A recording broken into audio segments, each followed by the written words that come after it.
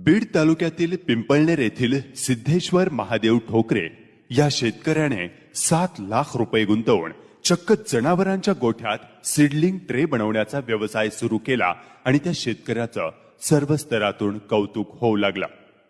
मिरची, बटाटे, वांगे, दोडका, कारले अशा अनेक भाजीपाल्यांची रोपं तयार करण्यासाठी नर्सरीवाल्यांना लागणाऱ्या या सीडलिंग ट्रेला मार्केटमध्ये कमालीची मागणी असल्याचं ठोकरे पाटील आवर्जून सांगतात।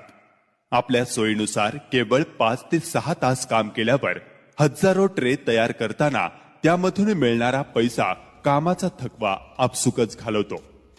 ठोकरे पाटलांच्या तोंडातून बाहेर पडणारे हे शब्द आजच्या युवकांना प्रोत्साहन देणारे आहेत।